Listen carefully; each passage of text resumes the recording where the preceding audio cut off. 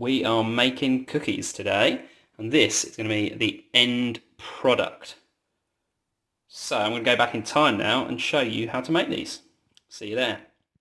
Hi everyone, and welcome back in time again. So we're going to make some cookies together. So I'm just going to tell you what ingredients you're going to need. So you are going to need 225 grams of butter, a teaspoon of cinnamon, 275 grams of plain flour, 110 grams of gold dust or caster sugar if you can get hold of it, and 75 grams of chocolate chip cookies. I haven't been able to get any chocolate chip cookies, so I'm going to just try with normal chocolate, and if it doesn't go well then I'll let you know and you can maybe try some chocolate chip cookies instead. So I'm going to get all that ready. I'm going to wash my hands first. When I'm at the next stage, I'll see you then. So your hands should be nice and clean now. If you haven't done that, make sure you do. You're going to turn your oven on to 190 degrees or 170 if it's a convection oven. And then what we're going to do is we're going to cream our butter. So we're going to get our butter and we're going to mix it up until it gets into a more cream-like consistency.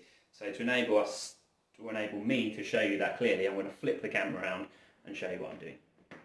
Got my 225 grams of butter and I've put it into my mixing bowl. You'll notice that I've chopped it up into small cubes.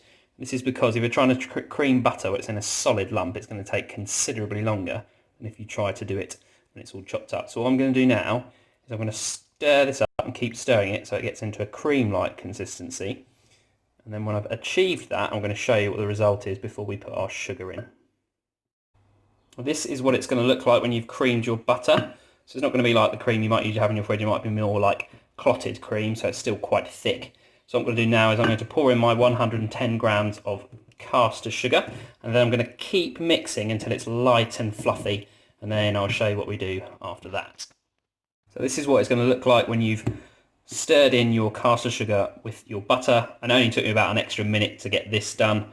So what I'm going to do now is I'm going to sieve in my flour, and then I'm going to add some extras, which will be my teaspoon of cinnamon and my 75 grams of chocolate, and I'll show you doing that and talk through that bit once I've added my flour.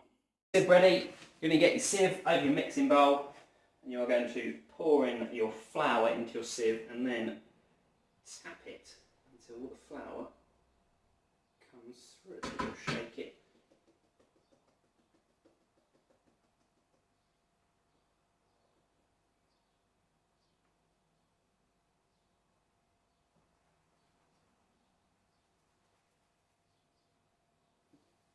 So that's all in. Just move that to one side. And then I'm going to get my teaspoon of cinnamon and my chocolate bits. I'm going to flip the camera around for that bit so I can just show you something. So I put my flour in and I put my teaspoon of cinnamon in. So with your other option, the chocolate, you can play around with it a bit. You can put different types of chocolate in. You might want to try a bit less chocolate, a bit more chocolate. But I wouldn't add any more than a teaspoon of cinnamon, because if you add more than that, that becomes really, really strong. So with the chocolate, which I've done here, I've chopped it up into chocolate chip size pieces, and I'm going to throw that in, and then I'm going to mix it all up with my hands. So I'm going to have to put my phone down for that bit because they're going to get quite messy, in a figure of 8 type of movement until it comes into like a dough, and then we're pretty much ready to go with forming our cookies. This is what you're going to be looking at once you have finished mixing all of your ingredients together, and as you can see it looks a lot more like cookie dough now.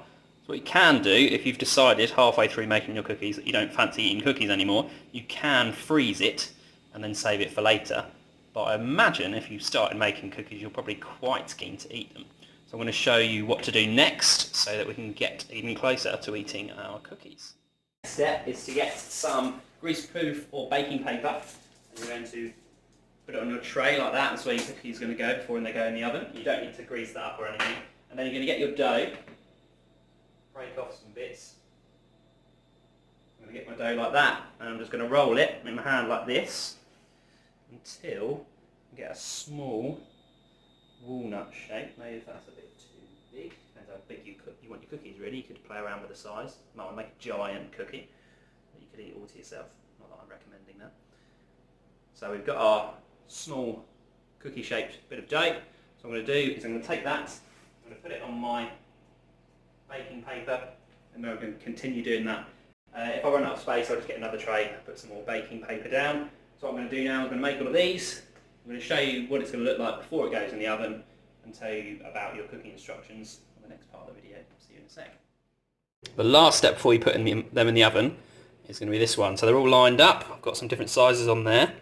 And then all you have to do is with the palm of your hand, you're going to flatten these cookies down. So I'm just going to push that down into a nice cookie shape.